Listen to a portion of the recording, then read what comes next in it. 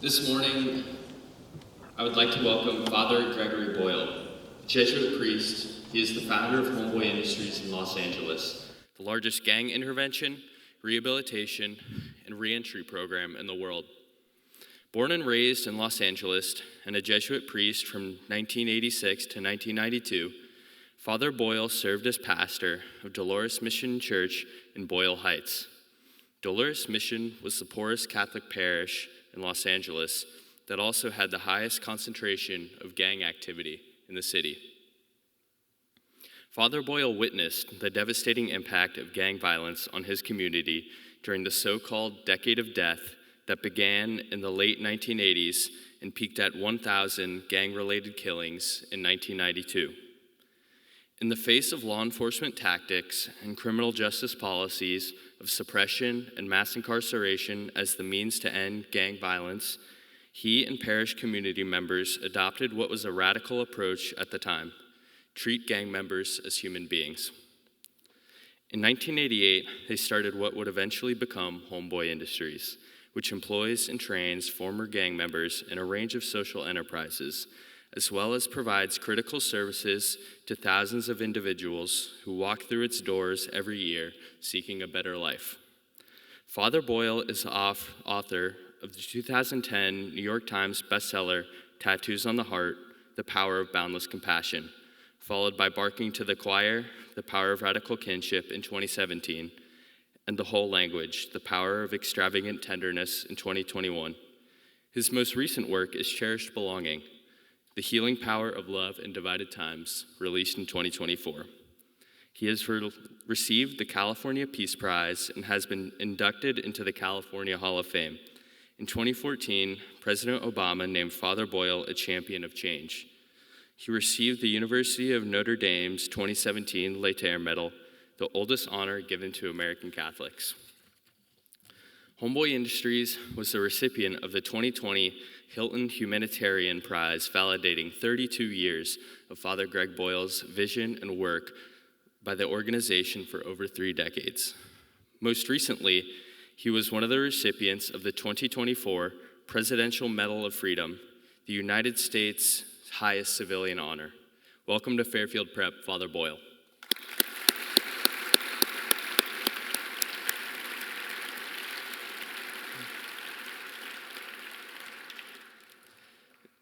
Now, I would like to invite up to the podium Erica and Anthony, members of the Homeboy community.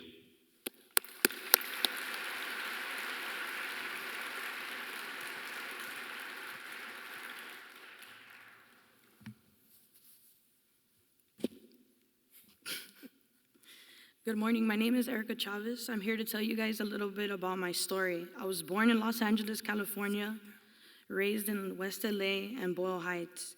My mother's name is Marlene Castro and my dad Javier Chavez. I have 4 other siblings from my mom's side of the family and only child with my father. I lived with my mother till I was 13 because we got removed from her custody. Due to her losing herself in drug addiction, as far back as I can remember, my mom used drugs since I was little. That is why her and my father separated before I was born. She was very abusive to me and my brothers. She was bipolar. We didn't know what side of her we were gonna get.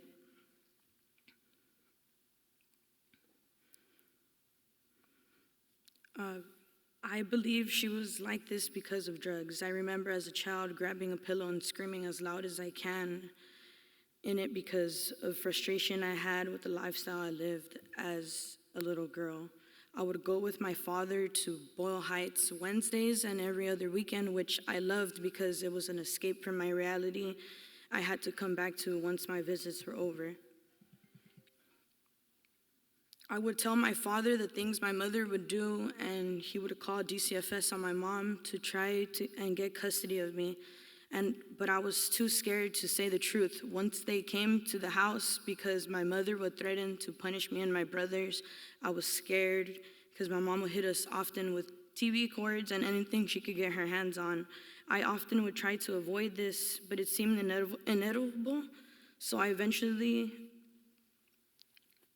eventually she lost herself in drugs to the point where she was no longer feeding us, no lights in the apartment, no hot water, and she was talking to herself, seeing things. We lived like this for a while until my third oldest brother called DCFS so we can get taken away.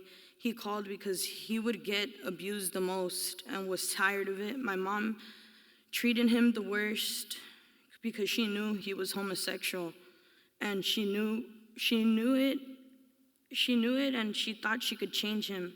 My other two oldest brothers would leave the house and escape my mom's abuse. That's how they got into the neighborhood, fleeing my mom and her craziness. When we got taken away, I went with my father, and my little sister went with her dad because her and I knew our fathers. My brothers did not.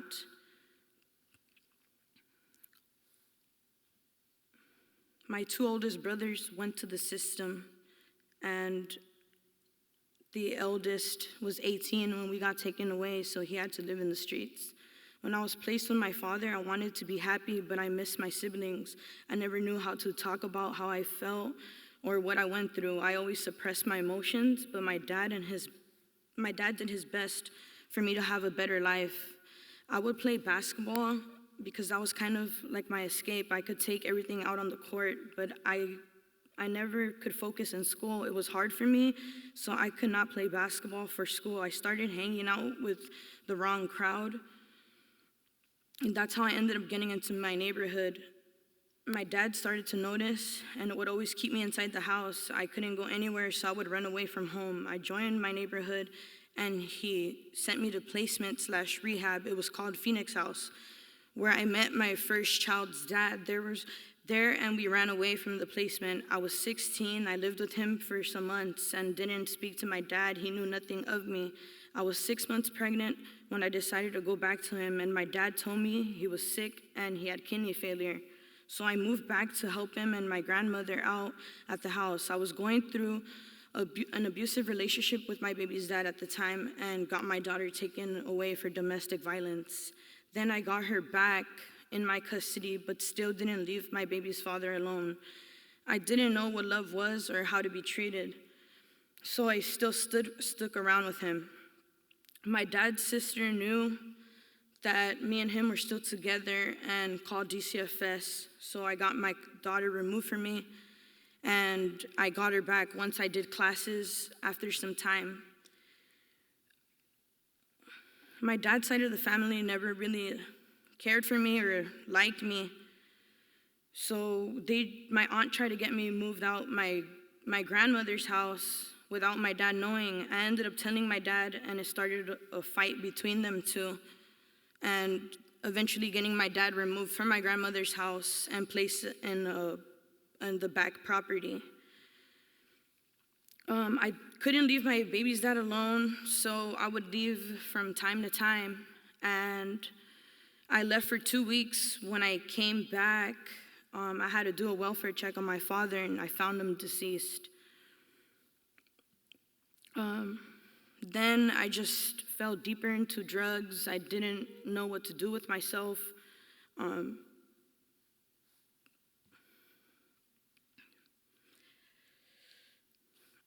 Eventually, someone had brought me to Homeboy Industries, and I got sent to rehab. They ended up opening doors for me that others closed. I got back on my feet. I didn't get custody of my other daughter, but I get her on the weekends now. I have a 6-month-old and another on the way. I've expunged my record, and Homeboys has shown me the kinship and kindness others haven't. Thank you very much.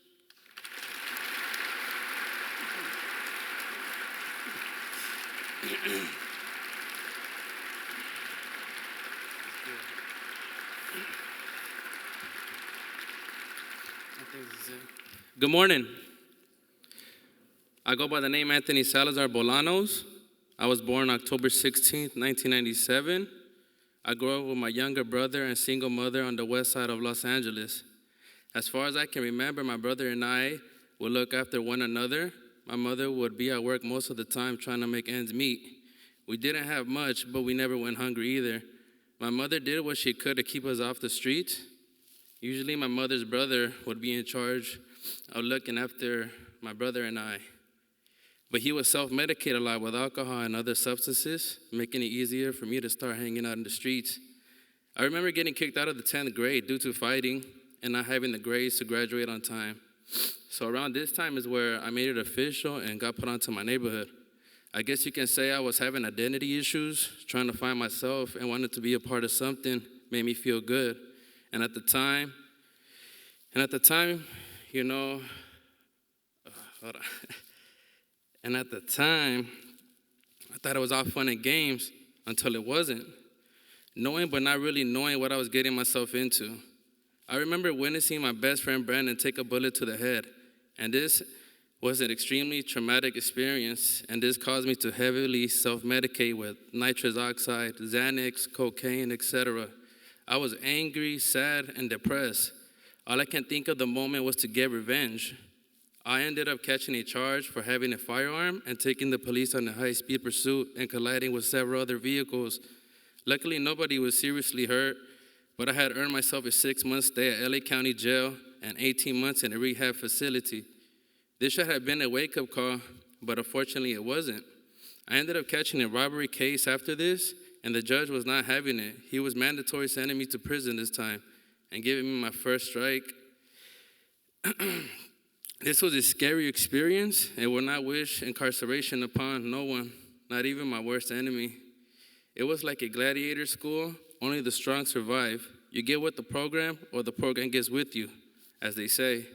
I ended up doing my time. I remember not being able to get a job anywhere.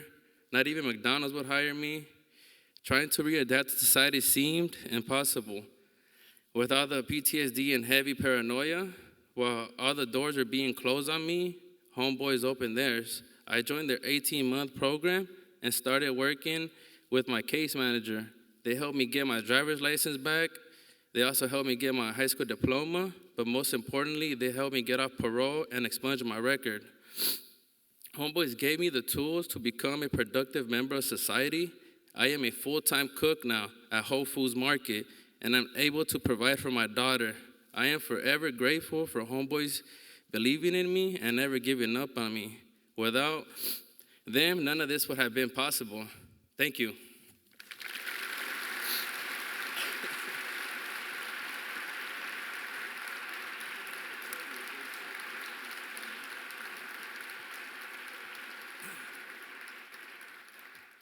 Thank you very much. It's a real privilege to be here. Thank you for extending your hospitality to Erica and to Anthony. This is the first time they were ever on a plane, first time they ever saw New York, and it's the privilege of my life to say that I know them. I don't think they mentioned that they're a couple, that they have a daughter and they have one on the way. So anyway, yes.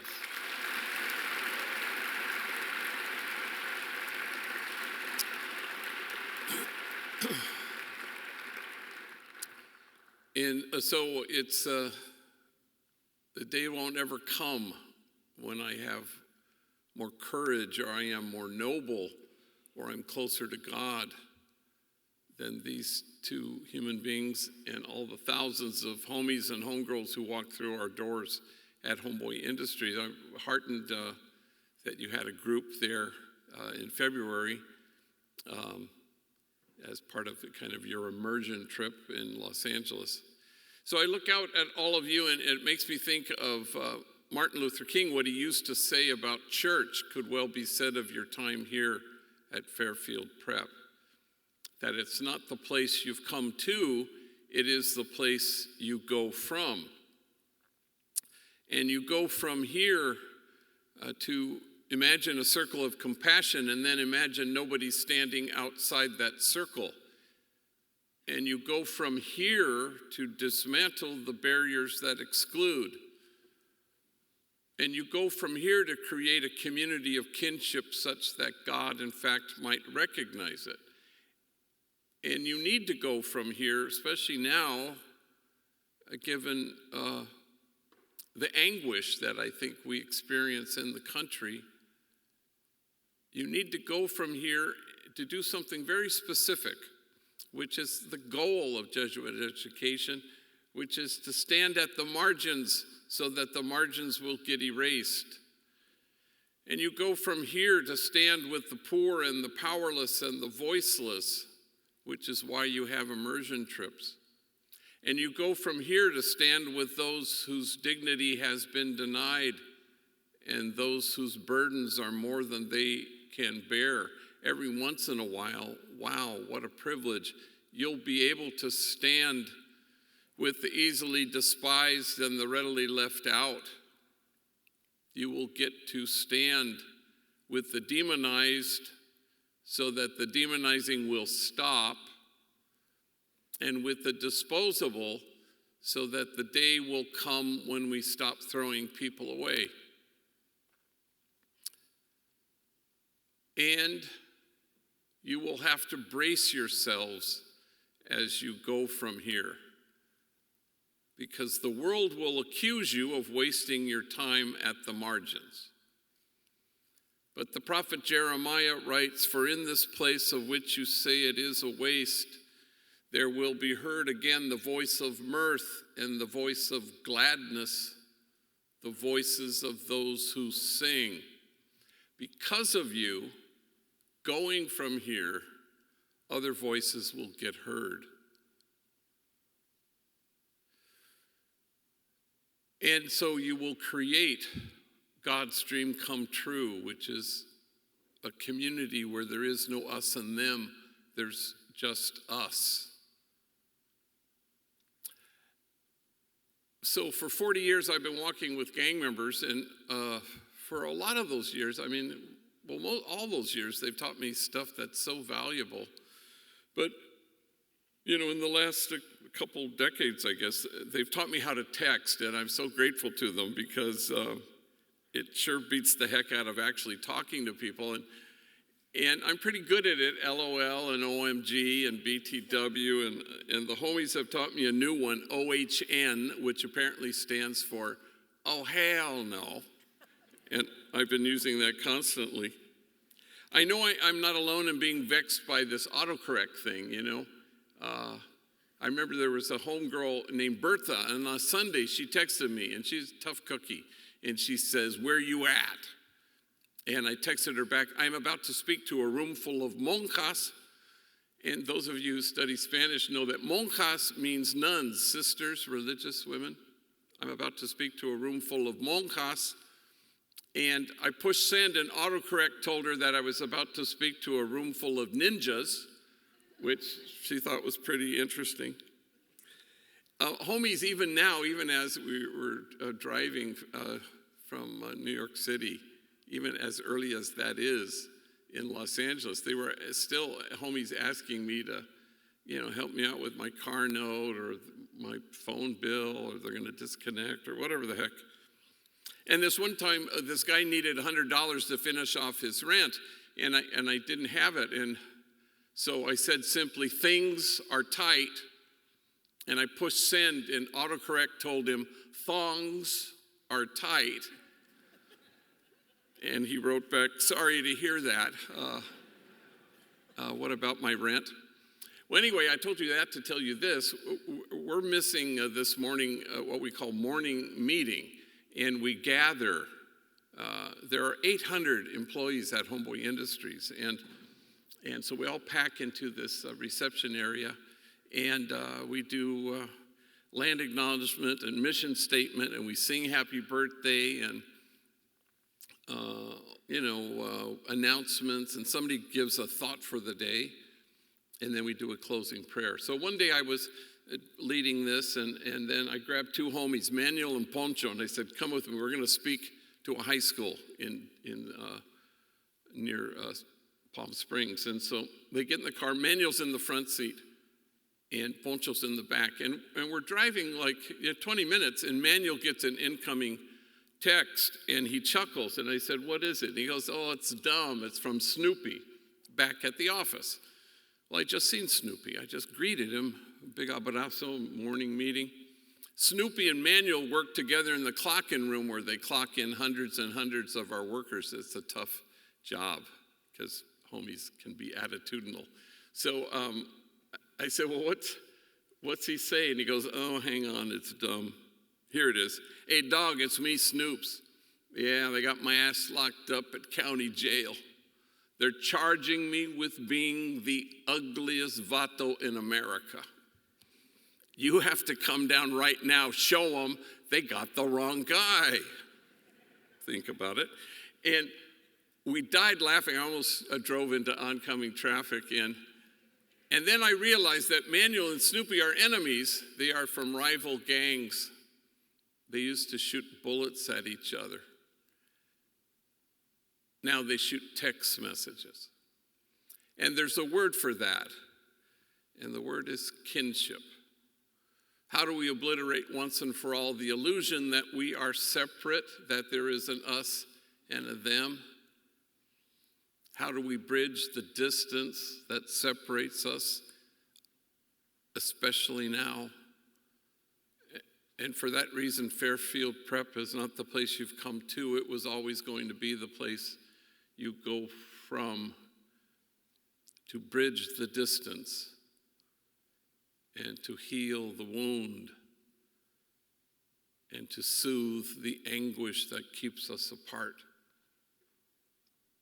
So in that eloquent introduction, Lars, thank you.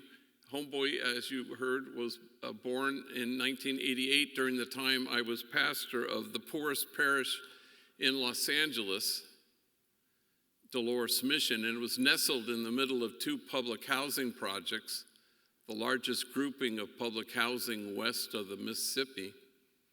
We had 8 gangs at war with each other, which is unheard of in public housing to have that many. LAPD called my parish the place of the highest concentration of gang activity in the whole city. So if LA was the gang capital of the world, then my parish was the gang capital of Los Angeles. I buried my first young person killed because of this sadness in 1988, and 2 Thursdays ago, I buried my 263rd, a young man named Manny. So we did a lot of things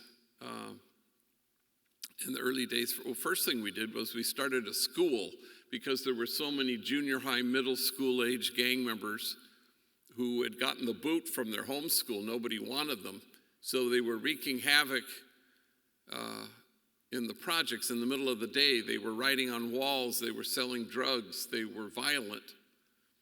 So I walked out to them and I would kind of isolate them one at a time and I'd say, hey, if I found a school that would take you, would you go? And to my surprise, every single one said, yeah, I would. And then I couldn't find a school that would take them, so it kind of forced my hand. So across the street from our church is the elementary school, which was the first 2 floors, grades K to 8, and then the third floor was the whole third floor was the convent where the ninjas lived. And so I gathered all the nuns one night in their living room, and I sat them down, and I said, hey, would you guys mind, moving out, and we could turn the convent into a school for gang members? And they looked at each other, and they said, sure.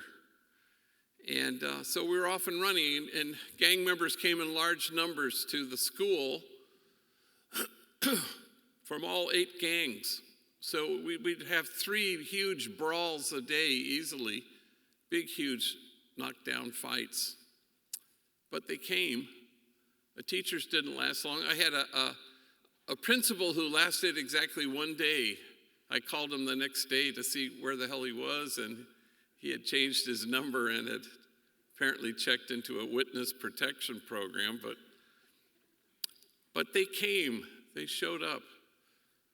And then in no time at all, they kept saying, if only we had jobs. And so myself and the women in the parish, and the profile in the housing projects were mainly women with children. Myself and the women, we marched around the factories surrounding the projects, trying to find felony-friendly employers and that wasn't so forthcoming. So we just started stuff, a maintenance crew, a landscaping crew, a crew to build our child care center, all made up of members of the 8 rival gangs. Then in 1992, after the acquittal of the 4 police officers who beat down Rodney King, every pocket of poverty in Los Angeles ignited, except the poorest pocket, my parish. And so the LA Times wanted to know why that was, why the most likely to ignite community didn't. So I said, well, I'm not sure entirely, but I think part of the reason was we have 60 strategically hired rival gang members who have a reason to get up in the morning and a reason not to gangbang the night before, and more to the point of your question, a reason not to torch their own community. So the article appeared the next day. Well, the following day, I was summoned to the Beverly Hills office of a movie producer named Ray Stark, who happened to have $500 million. And he said, how should I spend my money? And I can see now that I woefully undershot my request, but I was young. And I said, well, you could buy this abandoned bakery across the street from our school. It has ovens, they don't work, but you could fix them. I don't know, we could put hairnets on rival enemy gang members. They could bake bread. We could call it Homeboy Bakery. And that was the extent of my business plan. And he said, sure. And we were off and running again. And then a month later, we opened Homeboy Tortillas. Once we had plural, we changed our name from Jobs for a Future, which we had previously called ourselves, to Homeboy Industries. And nobody intended to ever do this, much less me, but we backed our way, we evolved our way now into becoming the largest gang intervention rehab reentry program on the planet. So 10,000 folks a year walk through our doors wanting to reimagine their lives. And everyone who walks through those doors comes barricaded behind a wall of shame and disgrace. And the only thing that can scale that wall is tenderness. Everyone who walks through those doors comes with what psychologists would call a disorganized attachment. Mom was either frightened or frightening, and you can't calm yourself down if you've never been soothed. And so we want to create a place that's safe, where people can be seen, and then they can be cherished. Systems change when people change, and people change when they are cherished. If it's true that the traumatized are likely to cause trauma, then it has to be equally true that the cherished will be able to find their way to the joy there is in cherishing themselves and others. Homies, especially those who have been locked up for a long time, will walk in and say, you know, we're used to being watched, but we're not used to being seen. And so we try to see each other there and create a community of cherished belonging.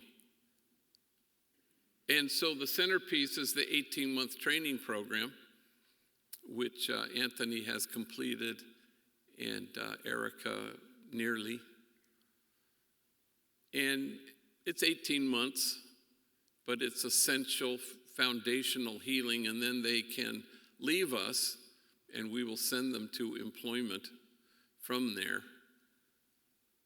And the world will throw at them what it will, but this time they won't be toppled by it because they are sturdy and resilient. At Homeboy, we're allergic to the notion of holding the bar up and asking folks to measure up. Instead, we hold the mirror up and we tell people the truth, that they are exactly what God had in mind when God made them. And then you watch folks become that truth. You watch them inhabit that truth. And no bullet can pierce it. No 4 prison walls can keep it out. And death can't touch it because it's huge. But you have to reach in and dismantle the messages of shame and disgrace that keep people from seeing their truth. And Fairfield Prep is not the place you've come to, it's the place you go from to help people discover their true selves in loving. To discover that loving is your home, and once you know that, you'll never be homesick. It reminds me in the Acts of the Apostles, it has one odd line, and it says, "And awe came upon everyone." And it suggests that the measure of health in any community at all, including this one, may well reside in our ability to stand in awe at what the poor have to carry, rather than stand in judgment at how they carry it. A number of years ago, I was invited to speak to 600 social workers in Richmond, Virginia. It's what we call a gang in-service, and we used to have a lot of them years ago. And you would have social workers who would commandeer a hotel ballroom, and they come in there from 9 to 5, and they sign in, and they get credits, and they learn that gang violence is about a lethal absence of hope. It's about gang members being unable to conjure up an image of what tomorrow could look like. And the fact that no kid is seeking anything when he joins a gang, every single one is fleeing something. For it's abundantly clear that no hopeful kid has ever joined a gang in the history of the world. And then you talk about trauma and damage and how it's hard for folks sometimes to see their way clear to transform their pain, so they keep transmitting it. And finally, maybe you would talk about mental health issues and how do we then infuse hope to kids for whom hope is foreign? How do we help heal trauma? And how do we deliver mental health services in a timely and culturally appropriate way? So I was invited to Richmond, Virginia to give one of these, be a part of one of these in-services. And I said yes, and I figured I'd do a keynote, because they have keynotes and breakout sessions and workshops. And so I bought my ticket to Richmond, Virginia. Well, a week before I was to fly, I pull out the invitation, and to my horror, I discover that I am to be the only speaker from 9 to 5 all damn day. And I said to myself, oh, hell no, I'm not going to be the only speaker. So I invited 2 homies, trainees, Andre, an African-American gang member, and his enemy, Jose. And they were like in their 9th month of their 18 months with us. And I sit them down in my office. I said, look, at the end of the week, you're flying with me to Richmond, Virginia. I'd like you to get up in front of 600 social workers and tell your stories. Take your time, because we got a long-ass day to fill. So Jose got up first, and I had never heard his story before. And he was, I guess, about 25 years old. Shot caller from his gang, tattooed, been to prison.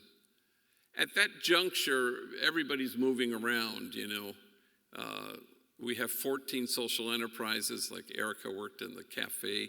And, you know, and people will align themselves with the legal department or the mental health department.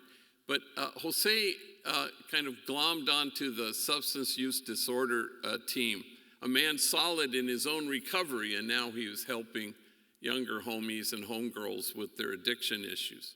So not only was he a shot caller from his neighborhood, also in prison. He also had a long stretch as a homeless man, even longer stretch as a heroin addict. And so he gets up in front of 600 social workers and tells his story. I guess you could say my mom and me, we didn't get along so good. I think I was 6 when she looked at me and she said, "Why don't you just kill yourself? You're such a burden to me." Well, 600 social workers audibly gasp. And then he says, "It sounds way worser in Spanish." And they went from gasp to laugh. And then he continued, "I think I was 9 when my mom drove me down to the deepest part of Baja California, and she walks up to an orphanage and she knocks on the door, and the guy comes to the door and she says, 'I found this kid.' And she left me there for 90 days until my grandmother could get out of her where she had dumped me, and my grandmother came and rescued me. My mom beat me every single day of my elementary school years with things you could imagine and a lot of things you couldn't. Every day, my back was bloodied and scarred. In fact, I had to wear 3 t-shirts to school each day. First t-shirt, because the blood would seep through. Second t-shirt, you could still see it. Finally, the third t-shirt, you couldn't see any blood. Kids at school, they'd make fun of me. "Hey, fool, it's 100 degrees. Why are you wearing 3 t-shirts?"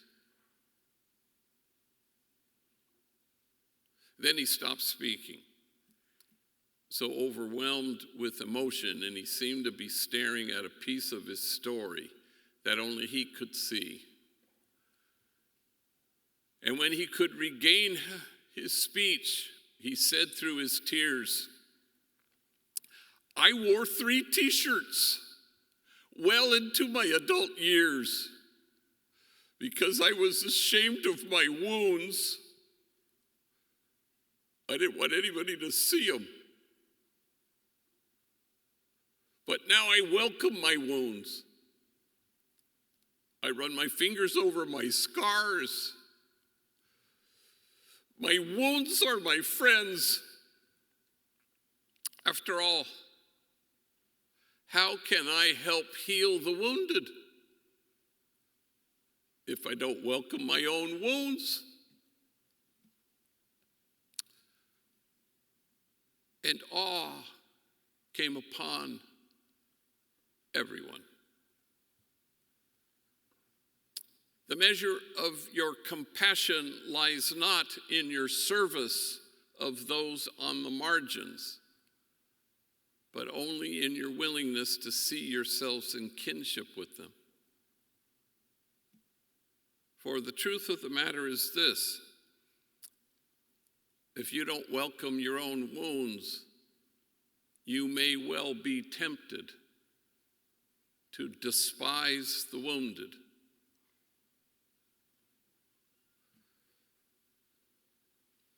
And Fairfield Prep was never going to be just the place you come to. It was always going to be the place you go from. And you go from here to take seriously what Jesus took seriously. There are only 4 things: inclusion, nonviolence, unconditional loving kindness, and compassionate acceptance. You go from here to imagine a circle of compassion, and then imagine nobody standing outside that circle. You go from here to dismantle the barriers that exclude, and you go from here so that God's dream might come true, that you may be one, a community of cherished belonging, where there's nobody left out. And my sense of you already is that at your young age, you've already given up caring if anybody accuses you of wasting your time at the margins, and good for you. For in this place of which you say it is a waste, there will be heard again the voice of mirth and the voice of gladness, the voices of those who sing. Thank you all very much.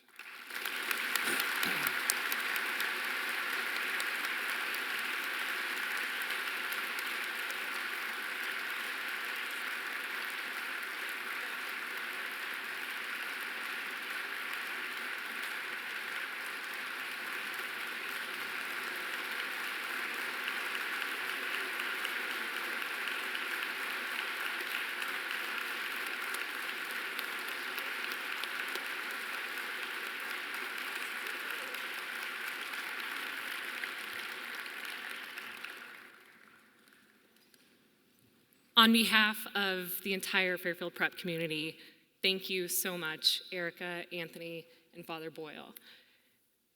Your work, your ministry is a real example of what we here at Prep call brotherhood, the beloved community. Boys, we talk all the time about being men and women for others. There's no need to look any further than right here. What a beautiful example of what we strive to be every day. So thank you, thank you, thank you.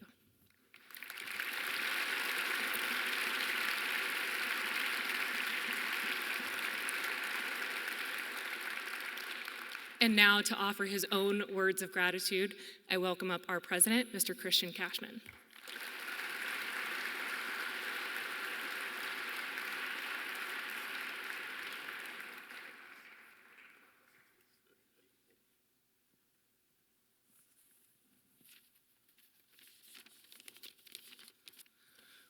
Well, good morning, Prep. It's good that we gather here as community today to welcome Father Boyle and Anthony and Erica to our common home here at Prep. I want to express my deep Ignatian gratitude to Dr. Devin McCormick, our mission and ministry team, for making today happen, to our theology department for providing such meaningful preview of this day and this event, to our Fairfield Prep and Fairfield Youth staff for making this day possible. But greatest thanks goes to our honored guests, to Father G and to Anthony and Erica. You inspired us today with your witness and your faith, and you challenge us with examples of how we might live radical kinship, cherished belonging here in our common home at Prep. I have to admit, for most of us here, Father G, it's like having a Jesuit rock star in the house. We've been reading your books and looking at your videos at Prep for 20 years. We've visited Homeboy in LA and have revered your work from afar. But today you give us opportunity to know you in the flesh, in our sacred presence and your sacred presence, with our God who, as you often remind us, delights in every single one of us, a God who no doubt rejoices we are here together today. So thank you for sharing yourself. I'm sure you well know here at Prep, we often lay claim to Father Arupe's statement of being men and women for others. Today I'd like to suggest that we embrace you, our honorary Fairfield Prep men and women for others. And so Prep wishes to thank you. In just a month or so, or a few weeks, we'll have our Prep Mite Box and t-shirt drive for Homeboy Industries. So Padre, the check's in the mail. But we today honor you as members of our community and have a small token of our gratitude so that you know you are always Fairfield Prep men and women for others. So some gifts for our friends.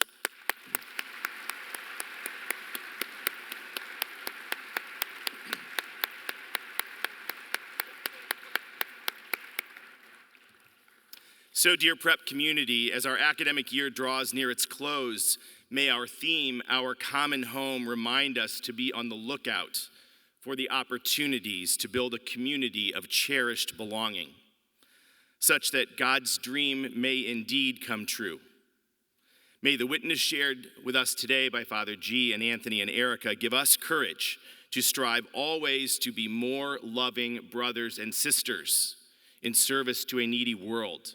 never just for ourselves, but ad maiorem Dei gloriam. Hail Fairfield, and God bless Father G and Homeboy Industries. Let's go Prep.